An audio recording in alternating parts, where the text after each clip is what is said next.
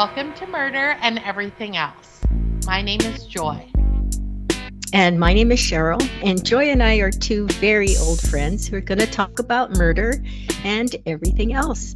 So, Joy, I told you that I watched Peacock's Menendez and Menudo, and anyone who's interested in the Menendez brothers story, I would urge you to watch this video.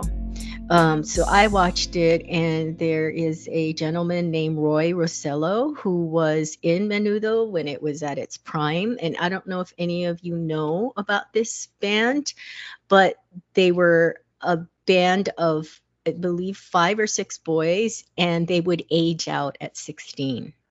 Yeah, So they would be, it's how Ricky Martin became famous. He was yeah, in Menudo. yeah. And they would replace them when they were 16.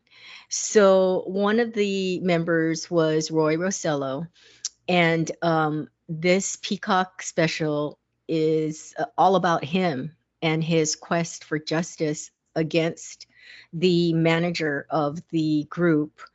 Um, and, he's probably in his 40s now. He's trying to get support from people who are around the band, people who are in the band, just trying to get support for his case. So the documentary follows him going to these different people and talking about it and asking, if I am able to take this to trial, would you testify? So that's what it's about. It's very, very interesting. One of the things that happens so spoiler alert, I still urge you to watch it. It's a 3-part, and it's just very interesting. And I feel like I would just like people to support him and all the people supporting him. But he does talk about being, we're back to murder this week. So there's going to be there's a trigger warning, there's content warning that we are going to be talking about violent things, as I always bring to the table. But I am going to talk about sexual abuse. You can't not talk about it when you're talking about the Menendez brothers. But so this Roy Rossello says he was brought to their mansion and he met Eric and Lyle. It was very chilling when he says that he was brought in and he saw both of them, and they both looked so sad and so somber. And anyway, he claims that Jose Menendez, the father who was killed, raped him in the house. And so now he can support the Menendez brothers' claims of abuse. So I just want to remind everybody, if you didn't listen to our episode on the Menendez brothers, their first trial, their attorneys were able to bring in the abuse that they suffered by the hands of the father and the mother. And they had witnesses, and they had some corroborating evidence, and that was a hung jury. It was men against women. The women all believed them, and the men did not, because they were like, sex abuse, rape doesn't happen to boys. It happens to girls. Boys don't have the right, quote unquote, equipment, which is, we know now, right? We know now. We've known for a while. But back then, it was new. It was also the first gavel to gavel coverage on TV. So there was so many significant things to this trial, but it was a hung jury. So then they go and have another trial, and the judge refuses to let all of the abuse stuff that came in the first trial into the second trial. And so they're found guilty of first-degree murder and are serving life without parole sentences. So because of all the millennials and their interest in the case, because if this had happened a decade later, definitely 2 decades later, definitely now, they would not have been sent. They would not have been serving these harsh sentences. Also, this has been said. I'm not the first one to say it. I'm not trying to say that I'm the first one to bring this up, but if they had been girls, this would not have happened to them, because they would have been believed, probably, and it just wouldn't have happened. Or at Well, least if and the it, other thing is, remember, there's a lot of celebrities that are throwing their clout behind the Menendez brothers. Like Rosie O'Donnell is one of the ones that's been very, very vocal and advocating for these boys. oh yeah. So I feel like because of that, you know, they're going to get a lot, they've gotten a lot more media attention. Yeah, so the evidence, it's not that new. This is what's frustrating because I talked about it when we did our episode, but in the first trial, their cousin Andy took the stand to corroborate. He was very close to Eric, and he was called as a witness to substantiate the claims of abuse. And he wasn't allowed to testify the second trial. And they also had a cousin, Diane, who also wasn't allowed to testify in the second trial. That's So crazy. yeah, so of course they lost before they even started the Yeah, second trial. that's crazy. But so so his their cousin Andy, after Andy passed away, they found there's a journalist, I don't know his name off the top of my head, but he has been following the Menendez brothers case from the very beginning, and he's always advocated for not their innocence. They admit, they confess to killing their parents, but there's a lot of mitigating circumstances which would Right. have affected the sentence. That's the whole thing. Is yes, they deserve time, but they've been in there for 33 years. So he found a letter that Eric had written to Andy 8 months before the murders, and it clearly states in there that the father is abusing him. So this is the evidence they're bringing now to the, I don't know how this all works, if it's going to a grand jury or whatever, but anyway, they have now a legal recourse to getting this looked at, and they could either have their sentences reduced, a new trial, or they could be set free. So You know what I we're find there's so sad and so shocking about this situation is these poor boys, they were trapped in a prison of their parents' creation. And then they left there and they're spending and they've spent 33 years in prison. So it's like, yeah. I just, I mean, what kind of like, what do we like, how do we expect, I don't know, how can we expect people to do better or, change, or how can we expect people to like, can we expect the best from people when these boys have not had they haven't had anyone advocate for them. Well, yeah, they have. I just want to touch on in the documentary that one of the people that he goes to see, who talk to, his name is, and I'm sure I'm going to butcher his name, Bolivar Arellano. He was a freelance photographer back when Menudo was in their height, and excuse me, so he was around them a lot. He was a photographer and a journalist, I believe. And Menudo was so hot that he and his wife opened up a store, just Menudo paraphernalia, and they would bring it back from Puerto Rico for cheap and then sell it. He would sell out of $40,000 worth of merchandise in a week. But Wow. after he found out what was happening to the boys, he went on a talk show. It seems like it's the equivalent of Oprah in Puerto Rico. And he tried to bring it to light, but everybody just kind of squashed his coming forward. And you feel so bad for him because he had everything to lose and really nothing to gain for speaking up for the boys. You know what I mean? Like he was just Right. one man by himself trying to do the right thing. And he said he was so disgusted by what was going on that whatever merchandise he had left in inventory at that point, at the time that he was disgusted, he just threw it all out because he felt like it was dirty money. But yeah, it was just really sad. He really tried to help them, but nobody believed them. He also tried to have some of the band members who were there at that time going through it speak up, but they were so scared. They were young Well, boys. and They they were were like, boys.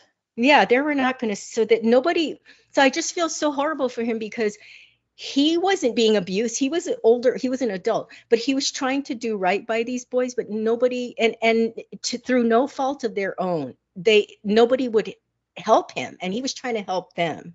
But anyway, so let's fast forward now. What is it?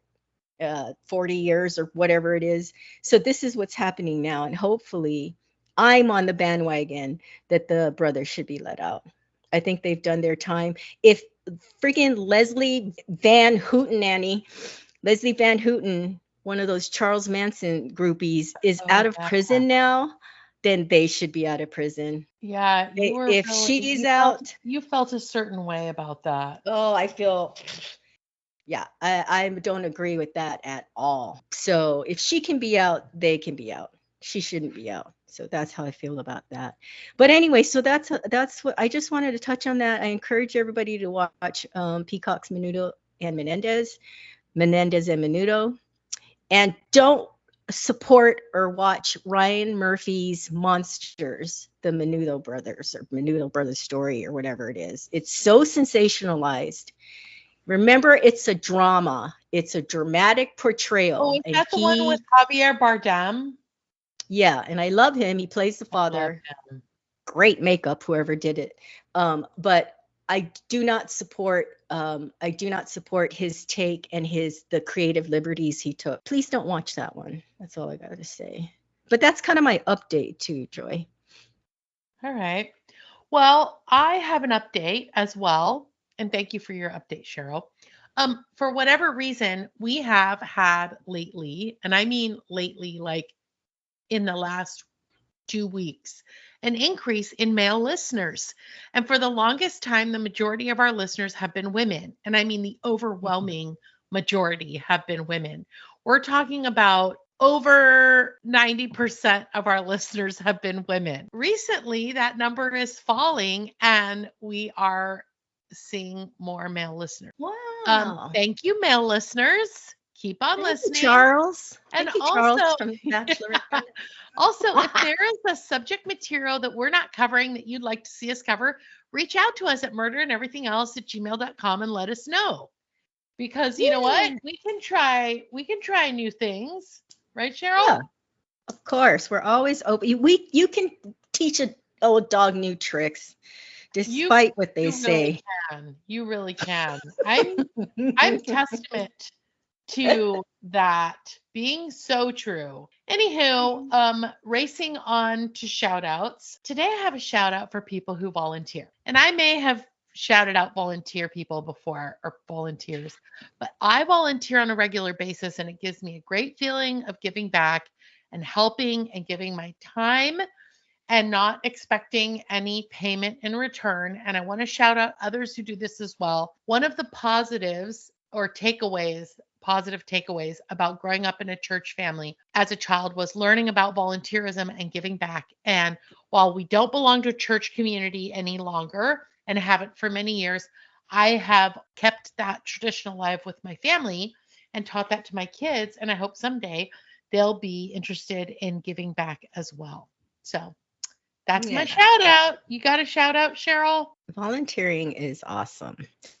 I have a shout out, and I have talked about this before, and I'm sorry to be regurgitating, but I'm very mad because it's one of my pet peeves, which we are going to do another episode about pet peeves. But I have a shout out to dog owners who pick up their dog poop. I was going to go the opposite way and bag on people that don't pick it up. But them. Yeah, but I'm going to actually lift up the people that do pick up their dog poop. Okay? Because I don't understand how you let your dog poop and walk away from it. I don't understand how people can do that. So shout out to all the conscientious dog owners out there, pet owners. Here. That's all I have to say about that, because I wrote my manager an angry email over the weekend. You're so funny. Hey, You know what? It's so simple to bend down and pick up dog poop. But then I thought, I try to give people the benefit of the doubt, and I thought, what if it's someone old that can't bend down? Oh yeah, with mobility issues. Right? So then what do you do? You could get one of those pooper scoopers that has like the little grabby arm thing. Yeah, that's what You I could do used that. for the roaches. That's what I See? used to pick up the roaches at the last apartment. See? Um, And that works. it's a multi-purpose tool. So yeah, I That's right. encourage people who can't bend over. Um, that sounded so. If you can't bend over, get yourself a pooper scooper. That's right. All right. Well, guys, this week, guess what? It's Oh, murder. Cheryl's red rum. favorite. Oh my I'm God. And is trying this my I'm trying my crazy? hand at my very best Wayne Newton impersonation. So anyway, take it away, Cheryl. What do you Well, have yes, in store for us? we are headed back to murder, although the question is this murder? We will discuss that at the end after I tell you all. If you don't already know this case, I'm going to tell you about it, and then we will ponder whether this is actually murder or if it could be something else. My sources are allthat'sinteresting.com, News Nation, Podscribe, Fox 35 Orlando, Orlando Sentinel, Court TV, and findlaw.com. And as I said earlier, trigger warning, content warning, this story contains details that you may find graphic. So, most of us have heard stories of dead bodies being transported in suitcases, and oftentimes it's a body being transported out of a hotel because having a heavy suitcase in a hotel would not draw suspicion, right? So Right. there have been a lot of cases like the Joran Vandersloot with the one that murdered Natalie Holloway. Remember, he also murdered that girl. Was it Oh, in Puerto yeah. Rico? That was in a hotel, and he took her body out in a suitcase. There have been so many. And when you look back at it on the security camera, it's like, well, it's just a dude carrying his suitcase out, right? So there's a Crazy. lot of cases where the suitcase is used to remove or transport a body. There have also been cases where the suitcase is used as a coffin, so to speak, as in the case of Melanie McGuire, who, after killing her husband, she dismembered his body and put his remains in 3 different suitcases and dumped them in the Chesapeake Bay, which I don't, that never works. I don't understand that. It's going to come up on shore, but Yeah. whatever. I'm not going to help murderers out. So the story I'm going to talk about today is one where the suitcase was the murder weapon. So Joy, we are headed right back to Florida. Florida, Oh, what is Florida. happening over there? And I'm telling you, I am not picking these stories because they come from Florida. Okay, I'm not trying to bag on you, Florida, but why is it every time I pick a case, it happens to have happened in Florida? I I just tell don't you, understand. it's something to do with the heat, The and humidity. I I have I have maintained this for many years. It's Florida and Texas. All the crazy shit happens in Florida and Texas. Well, I have to say that if the heat has anything to do with making you crazy, I can attest to that. I know. I know, Doreen. Hi, Doreen. This is especially for you. It's still over 100 degrees here. I just want to say that. You know, we're supposed to be pulling out our Halloween costumes in a couple of weeks, and it's freaking hot. Everybody's going to have to dress as a hula girl because it's just too hot to wear anything else. Anyway, so we're headed back to Florida. And so, what happened in this case where the suitcase was the murder weapon? So, in February 2020, in Winter Park, Florida, Sarah Boone says she and her boyfriend, George Torres Jr., had been drinking that night, doing puzzles and painting. Now, his name is spelled Jorge, which I know. I always thought that was Jorge, but they call him George. They were both 42 at the time. So this was 4 years ago. So they decided to play a game of hide and seek. And Sarah says they were having fun and they thought putting George in a suitcase was hilarious. Oh However, God. shortly, yeah. And I also don't understand how that's hide and seek. She's helping him hide. I don't know what kind of hide and Yeah. seek this is, but she's so after being in Assisted hide and seek. Instead of assisted God. living, I feel like you're going to be telling an assisted deathing story. God, it's hilarious that she called it hide and seek. Here, Uh, you hide in here. But anyway, so after being in the suitcase for a while and it was zipped up, George starts to plead with Sarah to let him out. And initially, he tries to stay calm, and I'll talk about that a little bit later. But she claims that she simply forgot about him, but then later she said she thought he could get out on his own. And now she's claiming self-defense, but I will talk about that later on. Whatever the case may be, Sarah went to Self-defense sleep. from what? The Samsonite people? God. Exactly. Listen, you guys, I am an advocate for believing people if they've been abused, and if it's a true self-defense case, I am for that. But come on, you can't use self-defense in every situation, okay? That you can't just pull that Right. out of your butt.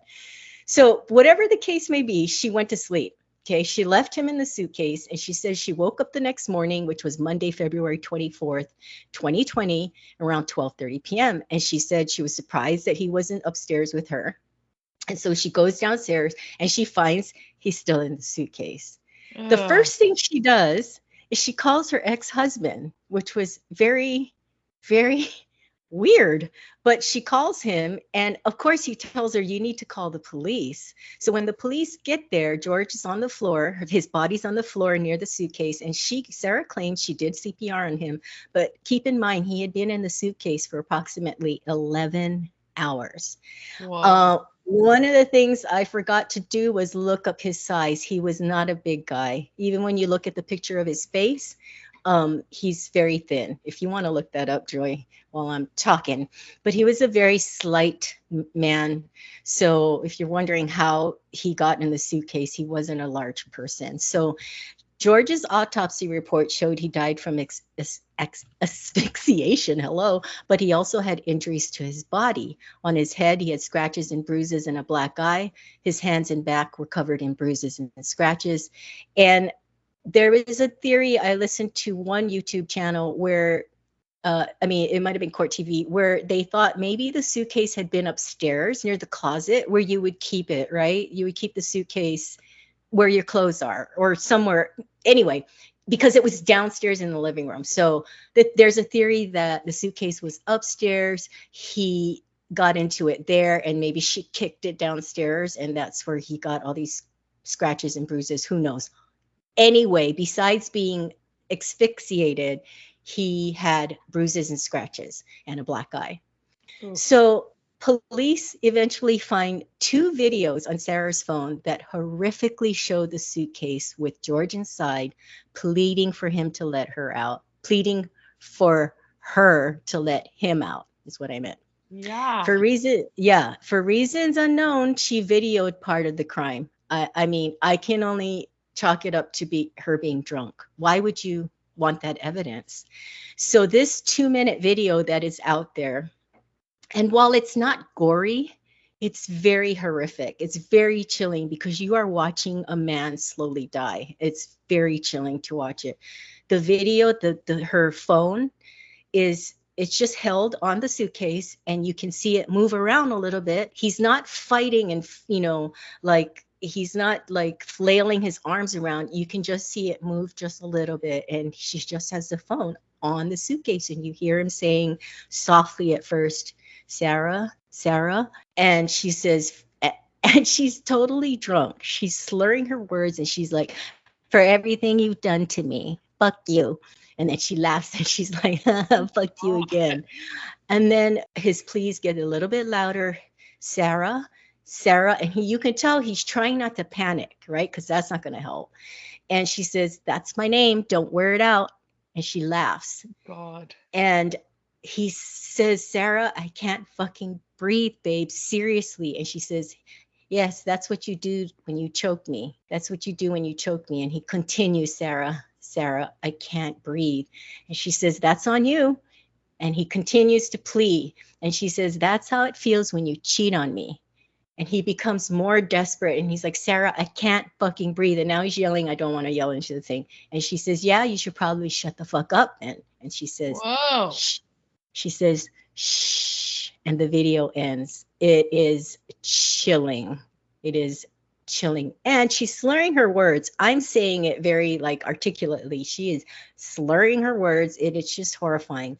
So during her investigation, Sarah makes conflicting statements. She clearly changes her responses to what she thinks will satisfy the detective so she can leave. They have no intention of letting her leave. She says she and George were having a great time. Everything was good between them. She first tried to claim she wasn't drinking. It's incredible. In this one interrogation, she goes all the way like 180. She does a 180. She goes, I don't drink. I don't like drinking. She emphatically states she's not drunk. Although if you watch and listen to the video, it's clear she's drunk. But after she's being questioned some more and the detectives say, okay, if you weren't drunk, then why did you go upstairs and just go to sleep? And then she's like, Right. oh, shoot, I better use the alcohol, blame it on the alcohol. So she changes her tune and she says, Wow. well, it must have been the wine that we were drinking that made me forget about him. So one minute she wasn't drinking, the next minute she claims the wine must have made her do it.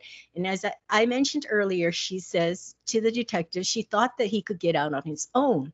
She said the tab on the zipper was broken. To make matters worse, the tab on the zipper was broken, but she managed to zip it closed with a safety pin. I've done that. Where that little tab comes off, you can slip a safety pin through it. Okay, but let me just stop you right here.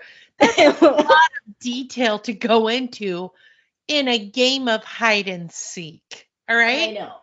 Again, hide and seek. I feel like maybe there was some kind of strange kink that this couple was into, and maybe this was part of it. I don't know. It's very strange. See?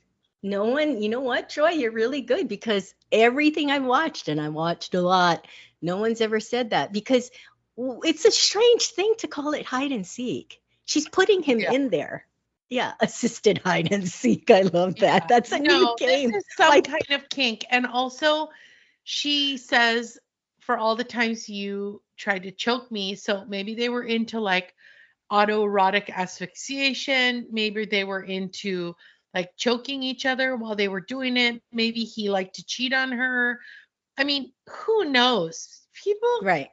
you know what? People sometimes are crazy. That's putting it lightly. Yeah, Right? this is true. Well, she claims that she didn't zip it all the way. So there's a little hole, and she saw him sticking 2 fingers through. So she thought he would just run the zipper, using his finger.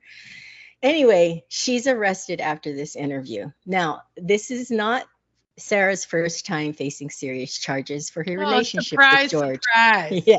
Surprise, surprise. She was charged in July 2018 with battery by strangulation. According to court documents, she told investigators she was dragged upstairs by George and kicked in the right eye after talking to a guy at a bar. George at the time told investigators she tried to strangle him and that if he did not kick her off him, she would have made him incapacitated. In the affidavit, deputies say they weren't able to tell who the primary aggressor was. George was also charged with battery 3 times in 2019. His most recent arrest was in September when, according to the affidavit, Sarah accused him of punching her in the left ear. According to the affidavit, there was a temporary injuncture for protection in place at the time. They just sound like they were made for like each fun. other. They sound like a match made in hell. MFEO. They were MFEO. Yikes. Any of you, was it You Got Mail or Sleepless in Seattle? Which one was it? It was Sleepless in Seattle, remember? Because the little girl's like, we're MFEO, and these all and they're trying to guess what she's talking about. It was they were writing the letters in because he was he was an eligible bachelor. Hi and goodbye. Oh my God, you guys! If you haven't watched that, even for you young kids, you have to watch it. They won't like it. Nora Ephron movies were so good. So anyway, neighbors also told Fox 35 News that they had seen deputies stop by the home before and have heard the couple fighting, just to corroborate this whole domestic violence both ways. So I need to reiterate, guys, if you're okay, if you're in a relationship where there's a lot of fighting like this and the cops are constantly coming, that's again, I don't know why I have to repeat this. It's not love. All right? God. Why? Joe's, Why do I Joy's have to repeat that? Joy's getting really tired of repeating herself, you Oh, guys. God. So since her 2020 arrest, Sarah Boone has cycled through, get this now. I don't know what the record is, but I was pretty like dumbfounded by this. Since her 2020 arrest, Sarah Boone has cycled through 8 criminal defense Of attorneys, course. many walking away from the high-profile case after finding the defendant too difficult to work with. Sarah Yeah. had gone through 8 attorneys before a frustrated Judge Michael Kranick ruled that she had forfeited her right to a court-appointed attorney due to her inability to work with them. He was like, that's it. He cut off Done. cut off from the supply of public defenders. Yeah. No Sarah surprise tried there. Yeah, Sarah tried representing herself and quickly learned that being a criminal defense attorney is much more difficult than it appears to be. Okay, I just want to say, I I have confidence. I'm a pretty secure person, but I would never ever think that I could defend myself in a criminal case. These people who Right. think they can defend themselves crack me up. So she leveraged the publicity her case generated to reach out for yet another lawyer to defend her. And lawyer number 9 says he's determined to see it through. Sarah's latest counsel, James Owens, has introduced a new strategy invoking battered spouse syndrome in her defense. Owens contends this approach is crucial given Sarah's alleged rocky relationship with the victim. Seeking time to bolster this defense with expert testimony, Owens requested a trial postponement. However, the judge, having previously cautioned against delays barring exceptional circumstances, denied this motion. Sarah's case remains complex, influenced by her prior courtroom conduct and tumultuous history with previous attorneys. So, days before jury selection was to begin in her murder trial, Sarah took the witness stand at a motions hearing as she tried to get key evidence in her case suppressed. She took the stand as she and her 9th attorney fought to have a 2-hour recorded interrogation that Boone did with detectives at the Orange County Sheriff's Office on February 25th, the day after they found his body was discovered. She motioned to have it suppressed. And that's the interview where I'm saying she changes her stories completely. Interesting. Owens pointed to Sarah's testimony as evidence that she was coerced by detectives because she felt she had no choice but to speak with them. A key issue regarding the recording is whether Sarah was correctly read her Miranda rights, specifically the 9th question that is part of the warning, which is, having these rights in mind, do you wish to talk to the investigators now? Orange County Sheriff's Detective Chelsea Copsell testified that when she read the warning directly from her card and revealed she read the warning to Sarah directly from the card she has and revealed that the 9th question was never printed on the card she carries. Okay, when I heard this and when I wrote this out, it just made me think of the different places that I've worked where you're updating a document, or maybe you change a marketing material that you have, and sometimes it slips through the cracks where whoever's working on it, who's ever in administration and is working on switching all the old ones out and replacing them with the most current, sometimes it falls through the cracks. And that's the only thing I could think of. I was like, oh my God, so this detective had an old card, because they were saying in the motion, I don't know who it was, if it was one of the commentators or what, but that the new cards that the detectives can use to read the Miranda rights has this ninth warning, but the one she had didn't have it. So that's kind of, what do you do? Because she did read it. She did read everything that was on her card.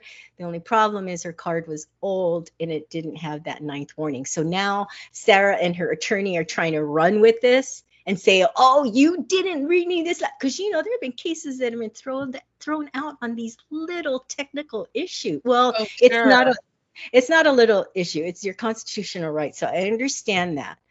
But anyway, in the end, it doesn't matter because the judge did not suppress. He's not going to suppress this interview. So listen to this. Sarah had also requested to be allowed to have professional makeup and hairstyling for her trial. And What? it's like, who's going to pay for that? I don't know. While the judge, so here's the thing: the judge initially approved it. He was inclined to allow her legal team to apply her makeup after she was already in the courtroom.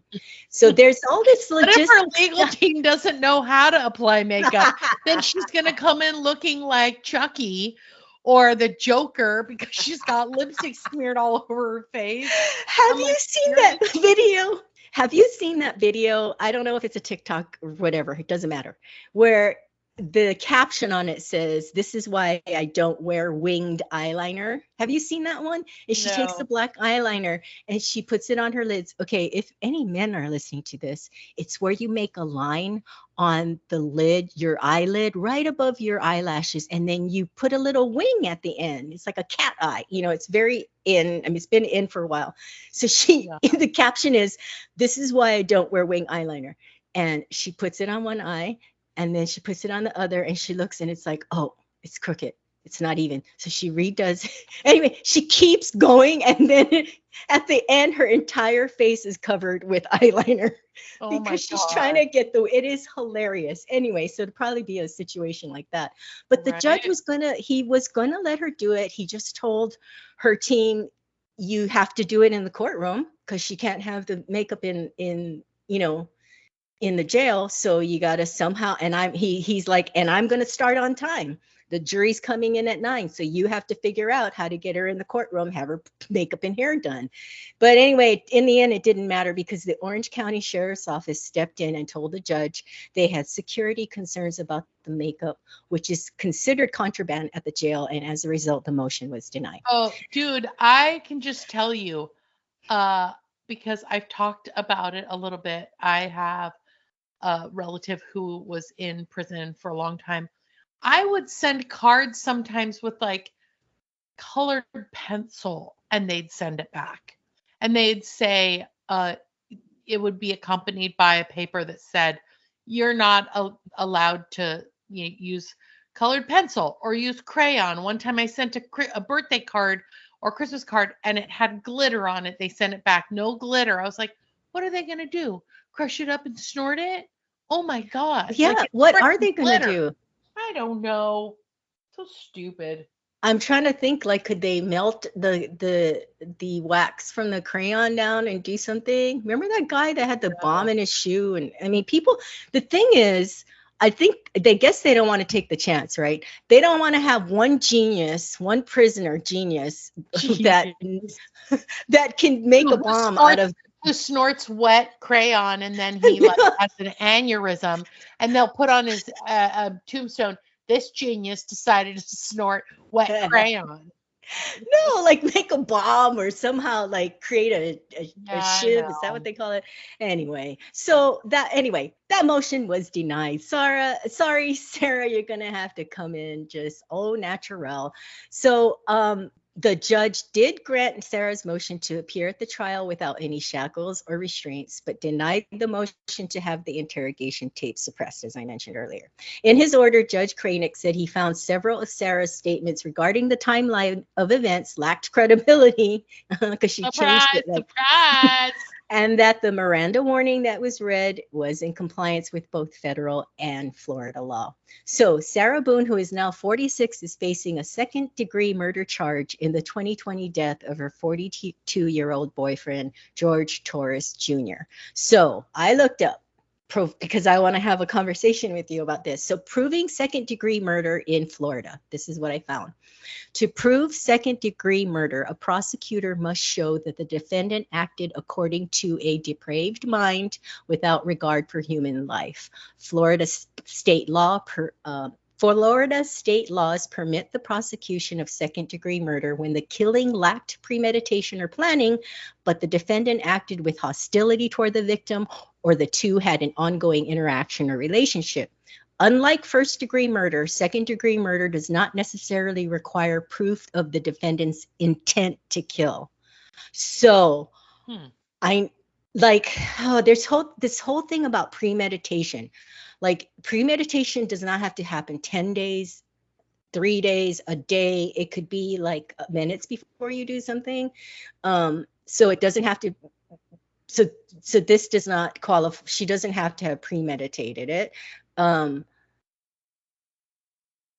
Also, it doesn't require proof, does not necessarily require proof of her intent to kill. So all these words make it very tricky. Intent, premeditation. I also want to go back to, it must show that the defendant acted according to a depraved mind. It's like, depraved to me indicates not only like kind of like rash and impulsive, but also maybe mentally unstable. So it's interesting. It's like, I think the video of her sitting there laughing, Right. And not letting him out, I don't get it. I will say this, that sometimes people have strange sense of humor. And so they'll tell a story about something and then they'll laugh. And it's like, that's not funny, It's inappropriate. Yeah. So that, Yeah. what's so funny that you brought that up?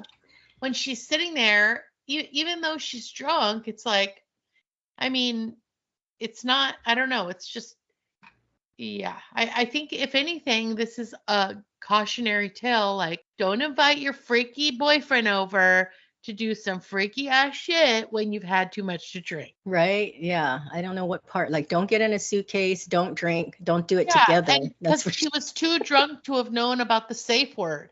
Because, like, it sounds like they were kind of into some freaky shit. And so you got to have a safe word. But if you're drunk, how are you going to know if the person throws out the safe word? Right. What if you don't remember it? So I looked up depravity of mind. It's a degree of moral turpitude and mental depravity associated with a crime such as repeated and excessive acts of physical abuse or brutality, or acts that are outrageous, vile, and wantonly inhuman. So here's the thing. She was offered a plea deal of 15 years for manslaughter. She rejected it. To me, foolishly, she rejected it, because today, as we record this, it's Monday, October 7th. The trial was supposed to start today. They were supposed to start jury selection, but they postponed it till next Monday, October 14th. But they were in court this morning, and the judge made sure she understood. They went over this whole thing. He asked the prosecution if the plea deal was still that open, and she rejected it. And it would have been a plea deal for manslaughter.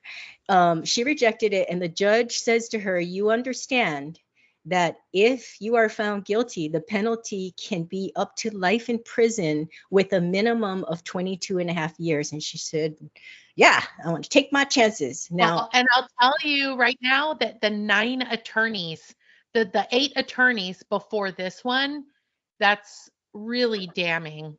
She changed her story so many times and lied so many times that she looks crazy. She looks unsettled. She looks like she can't tell the truth. And no jury is going to, because they're going to bring that up. They're going to say, just keep in mind that Sarah has had 9 attorneys. They're not going to be able to. Well, they're not going to be able to bring that in, because that's very prejudicial to her.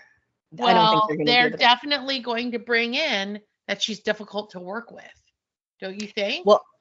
Well, I think for sure, in a self-defense, when you're claiming self-defense, the the defendant usually has to take the stand. You have to, if you're claiming self-defense, you have to get up and tell your story. And she's So, told so many stories. That's the yeah. other thing is they can bring in the fact that she's changed her story so many times and Oh, she doesn't look credible. that's why the prosecution wanted to bring that 2-hour interrogation, which changed her She was story lucky. like 3 times. She was lucky to get an offer that the plea deal 15 years for manslaughter. I know, and She was she's dumb lucky. for don't you think she's stupid for not taking it? Well, I mean, she's also stupid for playing hide and seek with a suitcase and her boyfriend. Well, yeah, she's also stupid because she Although, doesn't know what hide and seek really means. I know, oh my God. And I'll never also, be don't able you to think play like hide and seek again for the rest of my life. you'll never look at it the same way? Never. But I think with the description that I gave on proving second-degree murder, I think they're going to accomplish that. She acted with hostility towards George, right? Yeah. Without She regard for human life. Yeah. So whether she was drunk, blah, blah, blah, doesn't matter. I mean, and then she videoed it, which is amazing. I mean, I love when people do, stupid things like video I themselves for crime. I have to say that there is a moral here in this story. And the moral of the story is this, kids. I love how I'm talking to kids because you and I both know no children listen to this. But don't go to Florida. Just don't do it. Whatever options you have, there's got to be other places that you can go. Like just cut your losses. Go. There's 49 other states. And if you're not able to get to Alaska or Hawaii, now you're looking at 47 other states. And if you want one that's hot, you can move to one of the desert states like Arizona, Utah, parts of Colorado, New Mexico. It's plenty hot over there. If you want, Yes, it is. but stay away. Oh, actually 46 states, because I also think that Texas probably should be on that list too. Just stay away. The chances that you will run into Sarah Boone are pretty high if you go there. Or, Brian Landry, or I mean, my God, the list is infinite. We've been doing this for 2 years. 99% of these people are either in Texas or Florida. Remember, she chopped up someone and threw him in a pond full of crocodiles. Yeah. Although Anyway, Brian Laundrie is nowhere to be found on this earth, but still, but his you know ghost what I might still mean. be They there. all I know what you mean. originated or fled to or ended up in somewhere in Florida. And you listen, I am not, you guys, anybody in Florida who loves Florida or who loves someone that lives in Florida, I am not picking on Florida. It's not my fault that these high profile cases that I want to talk about happen to be in Florida. That is not my fault. Oh, I thought you were going to say, get out. Just get out. Pack your shit up and get out because it can't be that good. Now, if you Oh live in man. Florida and you really love it, could you reach out to us at murderandeverythingelse@gmail.com? We would love to hear why, what, who, where, and when. Although I will say this, I love me some Miami. I don't consider Miami the rest of Florida. To me, Miami is a completely different state all into itself. Oh, It's not interesting. Florida. Why? Yeah. Why? I love it because it is on the water, because it is like being in the Caribbean. It's Hmm. very just everybody's speaking a different language on the streets. And, you have South Americans, Central Americans, Caribbeans, you have Europeans, you have, North Americans, I mean, it's just this melting pot. And it's such a nice town. It's so fun, colorful, the music. You know what? I feel like you're going to have to start looking for crimes that have happened in states that don't have the names Texas, I Florida. know, because I Seriously. know it seems like I'm picking on them. I know, I'm not. I don't write this stuff. Well, I am sure that justice will be served, and that we're going to get updates on this, because this is a horrible crime. It is. But you know what else is It a is. crime? What's that, Joy? That we are out of time. That is a crime. Well, thank you for listening, everyone, and don't complicate your day. All creativity, commentary, and opinions in this podcast belong to Cheryl and Joy. Music composed and mixed by Gabe McKeon. Logo and merch managed by Cheryl Yamaguchi. Podcast editing, advertising, and social media managed by Joy McKeon. Legal representation provided by John Bojezic. Please like, subscribe, follow, and listen. You can listen to us on Spotify, Apple Podcast, Audible.com, Amazon Music, YouTube, and iHeartRadio. And remember, you can find us on Instagram and TikTok, or you can email us at murderandeverythingelse@gmail.com. Bye, fishes.